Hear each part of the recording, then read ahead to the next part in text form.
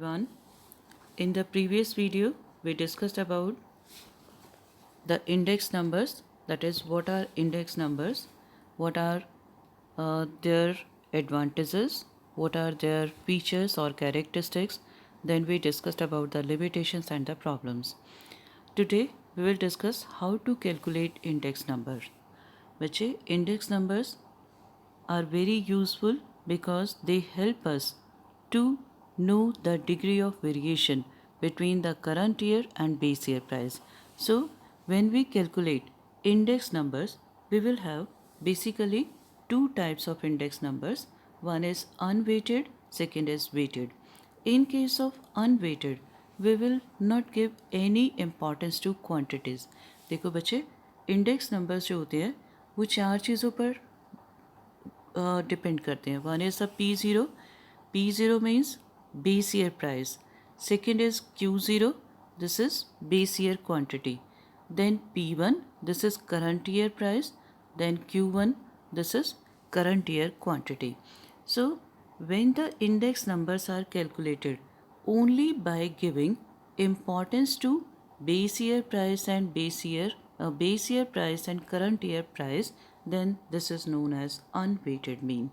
While when the due importance is given to the quantity or the weight, then it becomes weighted. So जब हमें unweighted index numbers calculate करने हैं तो हम quantity को ignore करेंगे, चाहे वो बेस ईयर क्वांटिटी है चाहे वो करंट ईयर क्वांटिटी है. लेकिन जब हम वेटेड इंडेक्स नंबर्स निकालेंगे तो along with price we will give due importance to quantity also. Means importance will be given to P0, Q0, P1 and Q1.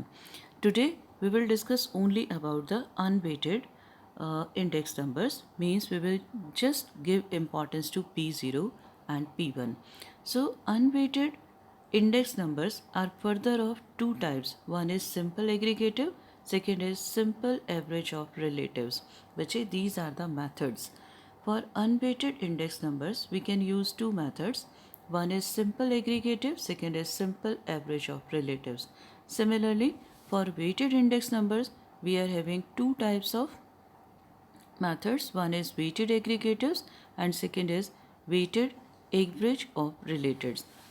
Today we will discuss about simple aggregatives and simple average of relatives. The very first one, simple aggregative method. As it is very clear from the name, aggregative means हमें total चाहिए. Simple aggregates की हमें यहाँ ज़रूरत पड़ेगी. Under this method, the price index for a given period is obtained by dividing the aggregate of different prices of the current year by the aggregate of different prices of the base year. Means हमें यहाँ पर sigma P0 चाहिए, हमें sigma P1 चाहिए. Sigma P0 का मतलब क्या है? Aggregate of base year price. Sigma P1 का मतलब aggregate of current year price. So what will be P01? P01, this price index of the current year with reference to the base year. P01 का मतलब क्या होता है कि हम current year का इंडेक्स नंबर निकाल रहे हैं. किसके रेफरेंस से? बेस ईयर प्राइस के. इसका फॉर्मूला क्या है? Sigma P1 divide by sigma P0 multiplied by 100. This is the simplest way to calculate index number, that is unweighted index numbers. Means sigma P1 divided by sigma P0 into 100. Now there is an example. This is an example. Three commodities are given, commodity A, B, C, and in the year 1995 the price of these three commodities are given as 13, 2 and 7. Then in 1996 this is 14, 2.9, 8. So similarly in 1997. Now what is the question? Compute the simple aggregative index for 1996 and 1997 over 1995. मतलब हमें 1995 को तो लेना है base year. सो जो इसका price है वो हमारा बन जाएगा P0.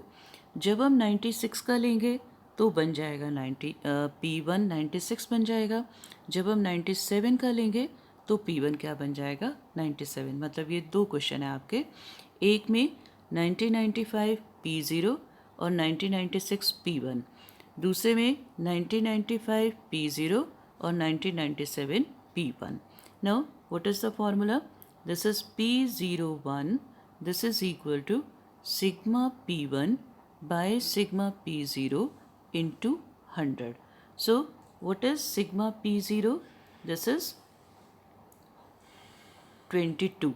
Sigma P1 24.9. Value substitute करेंगे, we will have the answer.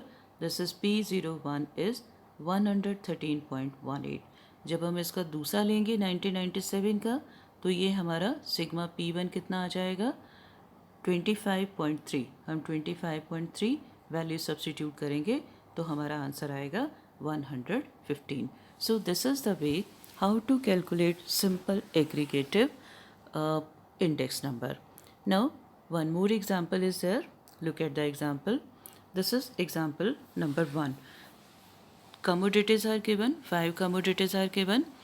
Price in rupees per unit in 2000 is given as well as 2004.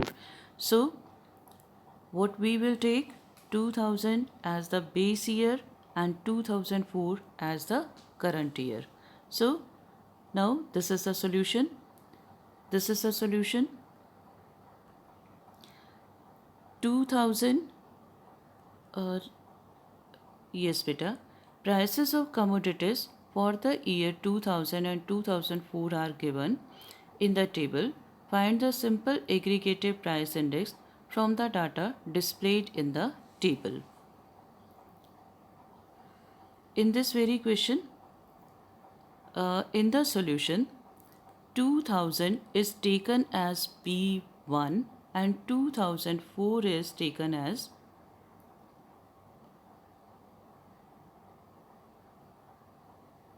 yes, there is a mistake in this very question bete. Instead of sigma P0, it will be P0 and it will be P1. So यहाँ correction क्या हो जाएगी, sigma P0 और sigma P1. Now sigma P0 is 105 and sigma P1 is 120. बिल्कुल वही process जो भी हम करके आए थे. पहले हम बेस ईयर का P0 ले लेंगे, फिर उसका समेशन ले लेंगे. इसी तरह से जो करंट ईयर है उसको P1 ले लेंगे. Now use the formula. What is the formula? The formula is sigma P1 by sigma P0 into 100.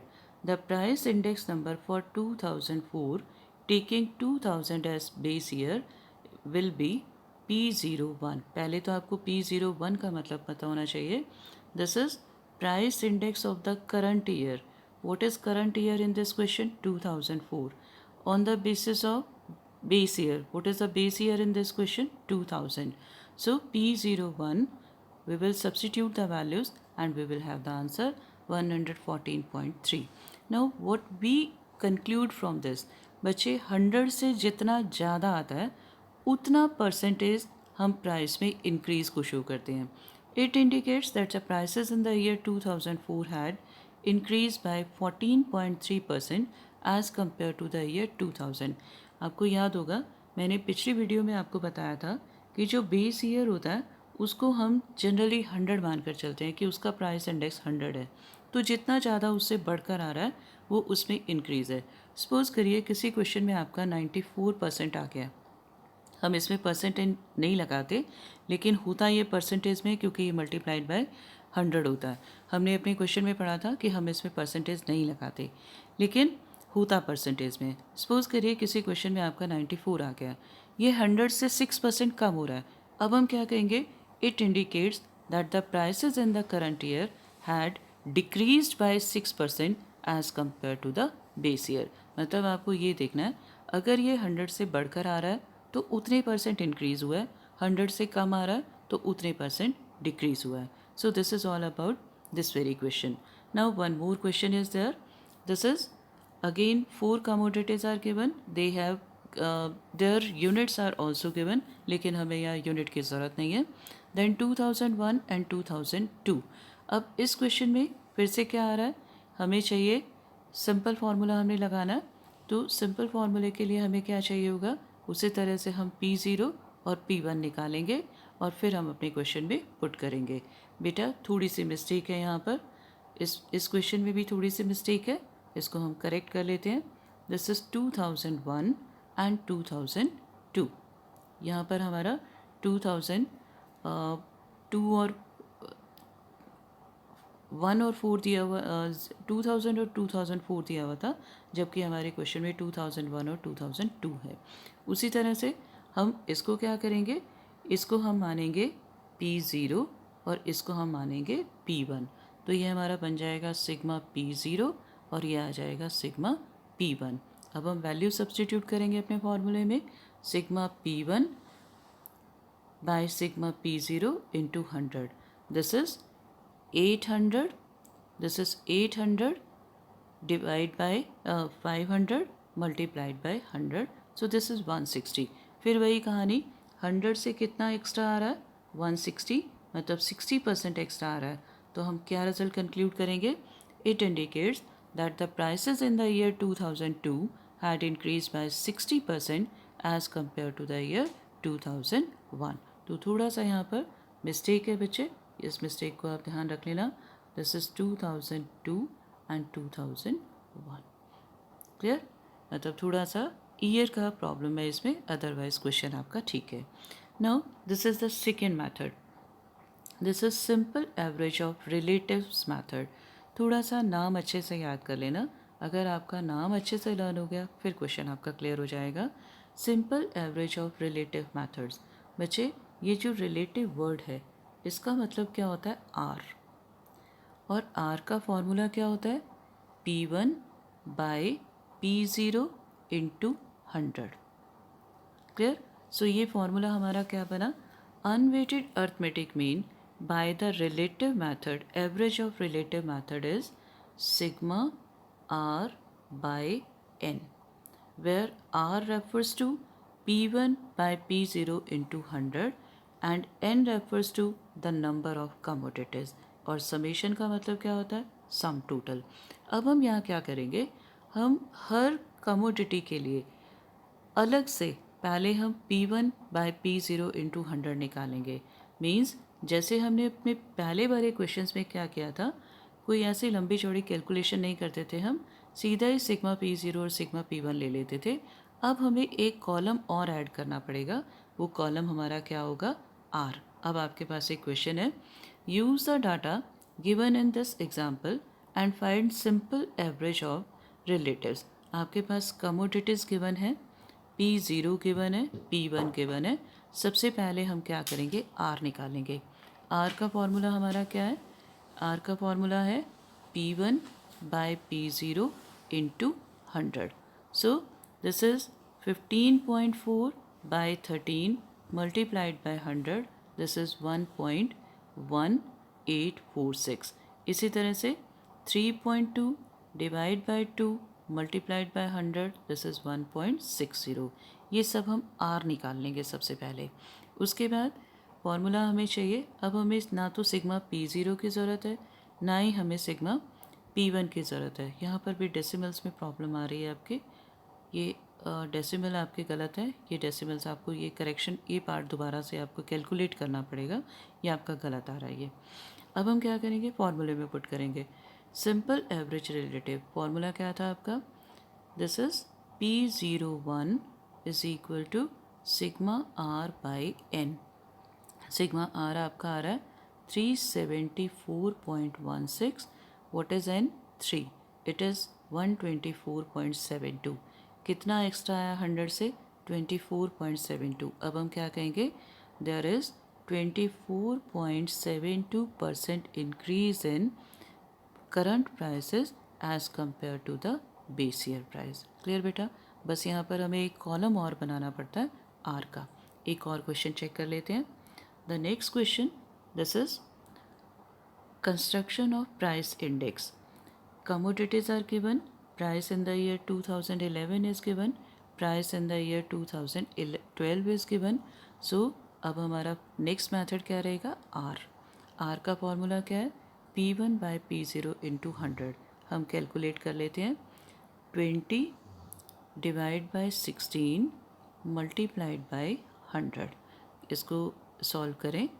5/4, पहले हमने 4 के टेबल पर काटा, फिर 25। सो 25 इंटू 5 125। इसी तरह से हम सारी कैलकुलेशन कर लेंगे और हमारे पास सिग्मा आर की वैल्यू आ गई 611.84। वैल्यू पुट करिए। This is sigma R by N 611.84 divide by 5, this is 122.3। ये आपका था simple average of price relative method. इसी को उसने किससे किया? सिंपल एग्रीगेटिव मेथड से। सिंपल एग्रीगेटिव में फॉर्मूला क्या होता है? Sigma P1 by sigma P0 into 100। बच्चे कोई कन्फ्यूज़न की ज़रूरत नहीं है। जब भी हम किसी एक क्वेश्चन को दोनों मेथड से करेंगे तो हमारा आंसर वेरी कर भी सकता है और नहीं भी कर सकता। जैसे इस क्वेश्चन में वेरी कर रहा है, आपको इसमें कोई परेशानी नहीं है। नॉर्मली आपको कहा जाता है कि आपने इंडेक्स नंबर कौन से मेथड से निकालना है, सिंपल एग्रीगेटिव से निकालना है या average of price relative method से निकालना है। बस ध्यान ये रखना, सिंपल एग्रीगेटिव में हम सिग्मा P0 और सिग्मा P1 लेकर सीधा फॉर्मूला अप्लाई करते हैं, और एवरेज ऑफ प्राइस रिलेटिव्स में जब भी रिलेटिव वर्ड आएगा हम पहले R निकालेंगे। R का फॉर्मूला हमारा क्या है? P1 by P0 into 100। मतलब हम एक और कॉलम बनाएंगे, उसके बाद हम वैल्यूज़ को पुट करेंगे। जब आपका आंसर आया 122.3, हम क्या कहेंगे? It indicates that there is 22.3% increase in current price level as compare to the base year price level. जब आपका आंसर 140.2 आया, हम क्या कहेंगे? There is 40.2% increase in current prices as compare to the base year price. Clear बेटा? दोबारा से इसको अच्छे से स्टडी कर लीजिए। Then last topic, this is about, yes beta, this is about your homework. You are to practice the numericals given in your textbook, and please send me your doubts if you have any. Dear students, this is a new topic, so please be sincere and complete your work properly. Have a wonderful day. Stay home, stay safe. Goodbye, dear students.